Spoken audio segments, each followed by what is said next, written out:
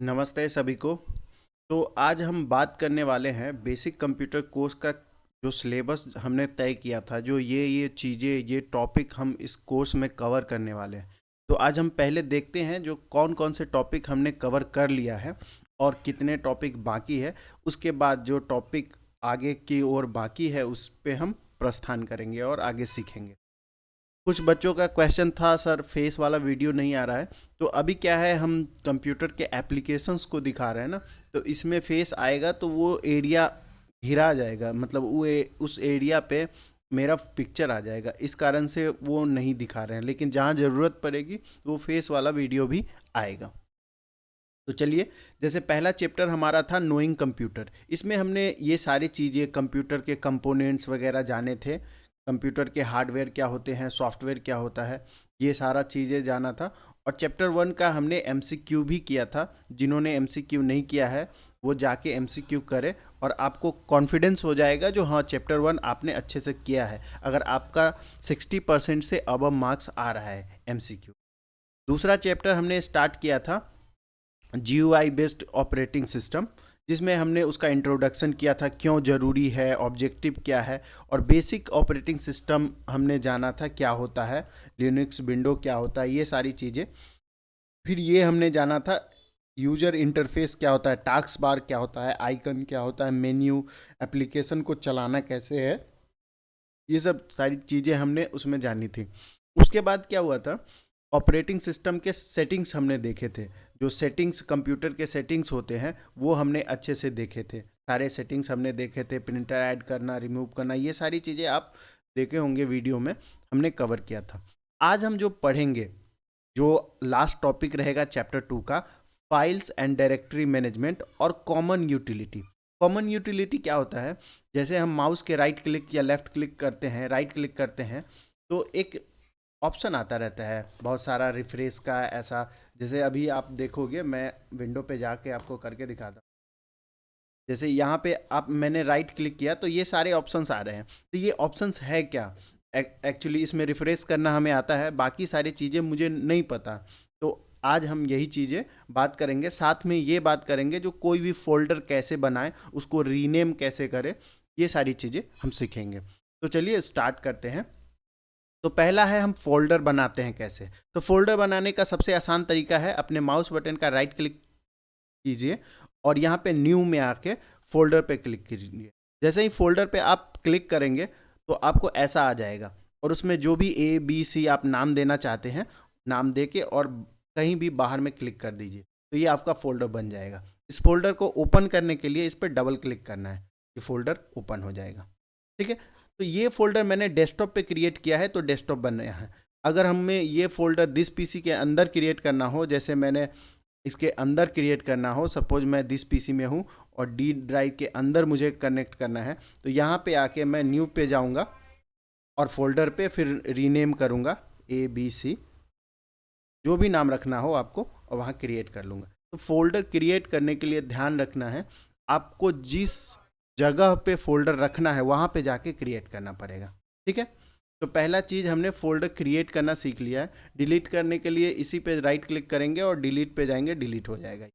Simple सा है। तो पहला हमने फोल्डर क्रिएट करना, डिलीट करना सीख लिया।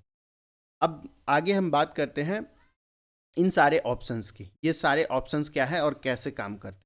तो इसमें सबसे पहला है व्यू। व्यू मतलब कैसा दिखेगा हमारा विंडो। तो ये आइकन्स का है, देखो आप यहाँ पे large icon, medium icon, small icon ऐसे दिख रहे हैं। तो अभी मैंने मीडियम करके रखा है, अभी मैं लार्ज करता हूँ तो देखना आपको क्या चेंज आएंगे।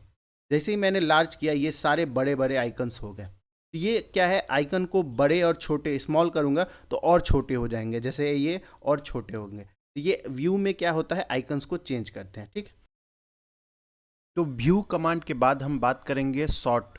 सॉर्ट बाय, ये यहाँ पे लिखा है सॉर्ट बाय। इसे होता क्या है, ये है ना, ऑर्डर डिसाइड करता है, जैसे किस ऑर्डर में आपको चीज़ें चाहिए, पहले A वाला, फिर B वाला, फिर C वाला।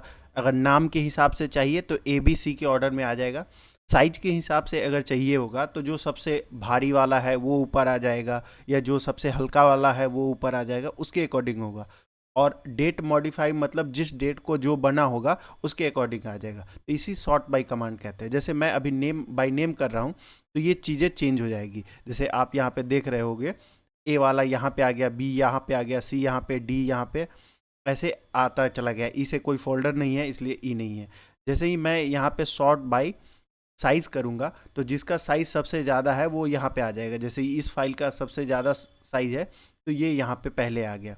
तो साइज क्या होता है, उसका अंदर में फाइल कितना है उसको साइज बोलते हैं। तो सॉर्ट बाय कमांड का यूज़ कहाँ पे आएगा, जहाँ पे बहुत सारा फोल्डर है और आपको ये देखना है जो आज या कल कौन सा फोल्डर बना है, या सबसे रीसेंट मतलब सबसे तत्काल में कौन सा फोल्डर बना है, वो अगर देखना होगा तो बाय डेट करने पे वो आ जाता है। जैसे मैं एग्जांपल के लिए आपको करके दिखाता हूँ।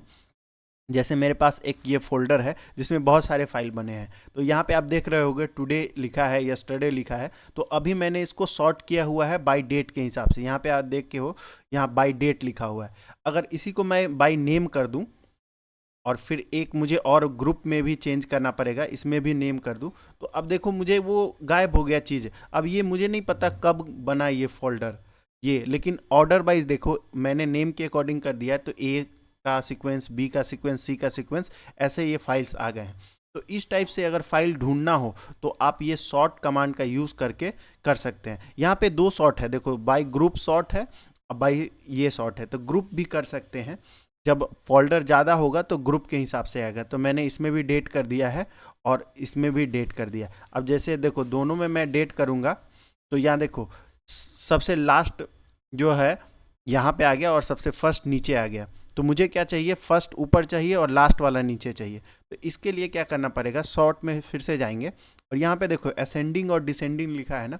असेंडिंग मतलब होता है बढ़ते क्रम और डिसेंडिंग मतलब घटते क्रम। तो हमें घटते क्रम में चाहिए तो डिसेंडिंग कर दिया। तो मैंने जो सबसे रीसेंट वाला है, आज जो फोल्डर बनाया है वो सबसे ऊपर दिखेगा और जो मैंने पहले बनाया होगा वो सबसे नीचे दिखेगा। तो ये कमांड बहुत ही यूज़फुल है और बहुत जगह पे यूज आता है। तो जो हम लोग कॉमन यूटिलिटी देख रहे हैं उन टॉपिक्स में ये सारे कमांड्स कवर होते हैं। अब एक चीज़ और है, कोई भी फाइल पे अगर जब आप जाके राइट क्लिक करते हो तो ये बहुत सारे ऑप्शंस आते हैं। अब बारी बारी से देख लेते हैं इस ऑप्शन से होता क्या है। ठीक है, इस ऑप्शन से क्या रहता है, ओपन करोगे तो ये फाइल ओपन हो जाएगा। जैसे ये फाइल ओपन हो गया। फाइल ओपन करने का दो तरीका है, राइट क्लिक करो, इस पे जाओ, ओपन पे क्लिक करो, ओपन हो गया। दूसरा तरीका जो सिंपल हम लोग यूज़ करते हैं, डबल क्लिक करो, कोई भी फाइल ओपन हो जाएगा। और डबल क्लिक माउस के बटन को झटपट मतलब फटाफट डबल क्लिक करना होता है तब जाके वो। अब ओपन के बाद मैं बात करता हूँ जो इम्पॉर्टेंट है इसमें, जैसे कॉपी। जैसे कोई भी फोल्डर को हमको सेम फोल्डर बनाना है और कहीं पे ले जाना है तो हम कॉपी करते हैं। तो जैसे ही मैं यहाँ से कॉपी करूँगा इसका और जाके मैं पेस्ट करूँगा तो वो दूसरा फोल्डर बन जाएगा। लेकिन अगर यही मैं यहाँ से कॉपी न करके कट करता है, जैसे इसी फोल्डर को मैं कट करूँगा तो ये फोल्डर यहाँ से हट जाएगा। अब मैं पेस्ट करूँगा तो फिर यहीं पे ये फोल्डर आ गया। अगर इसको जैसे मैं इसको यहाँ पे कट करता हूँ सपोज और ले जाके किसी और फोल्डर में पेस्ट कर देता हूँ, अब मैं देखता हूँ, अब देखो यहाँ से ये फोल्डर गायब हो गया। तो कॉपी और कट में यही डिफरेंस होता है। कॉपी में क्या होता है, जो ओरिजिनल ऑब्जेक्ट होता है, ओरिजिनल फोल्डर है वहीं पे रहेगा, लेकिन कट में क्या होता है, ओरिजिनल वहाँ से डिलीट हो जाएगा। तो यहाँ पे आप ये समझ गए होंगे इस वाले ऑप्शन में जो कॉपी और कट का क्या मतलब है। अब देखो एक यहाँ पे है सेंड टू। जैसे आप कोई पेन ड्राइव लगाते हो तो डायरेक्ट सेंड करने का भी ऑप्शन रहता है फोल्डर को। जैसे ब्लूटूथ से आप सेंड कर लो, डायरेक्ट यहाँ पे पेन ड्राइव लगाओगे तो यहाँ पे पेन ड्राइव का ऑप्शन दे देगा, तो डायरेक्ट यहाँ से शेयर कर सकते हो, आपको कॉपी करके पेस्ट करने की ज़रूरत नहीं पड़ेगी। तो सेंड टू का ऑप्शन समझ गए, कॉपी कट समझ गए। अब ये डिलीट में है, डायरेक्ट डिलीट करोगे यहाँ से डिलीट हो जाएगा। रीनेम में क्या है, रीनेम पे क्लिक करने के बाद इसका अपने हिसाब से दूसरा नाम आप रख सकते हैं, जो भी नाम रखना चाहें इसको रीनेम कर सकते हैं। तो रीनेम हम समझ गए। अब ये एक चीज़ है क्रिएट शॉर्टकट, ये मैं समझा देता हूँ। ये क्रिएट शॉर्टकट होता क्या है, जैसे मान लो कोई फोल्डर है जो बहुत अंदर है कंप्यूटर में, डी ड्राइव में अंदर है, मान लो यहाँ पे कोई फोल्डर है। अब मैं चाह रहा हूँ इसका शॉर्टकट बने और इसको मैं डेस्कटॉप पे रखूँ। जैसे मैंने इसका गया और यहाँ पे क्रिएट शॉर्टकट कर दिया, इसका शॉर्टकट बन गया। ठीक, अब इस शॉर्टकट को मैं कट करूँगा यहाँ से और यहाँ पे पेस्ट कर दूंगा। ठीक, अब देखो यहाँ पे जो ये आया है ना, इसका वेट देखो, इसका प्रॉपर्टीज़ में जाके देखो इस कितना केबी का है, इसका कोई वेट नहीं है, मतलब ये हमारा यहाँ पे स्पेस नहीं ले रहा है, ये वेट नहीं है। लेकिन जैसे ही इस पर मैं डबल क्लिक करूँगा ये डायरेक्ट वो उस फोल्डर में हमें पहुँचा देगा।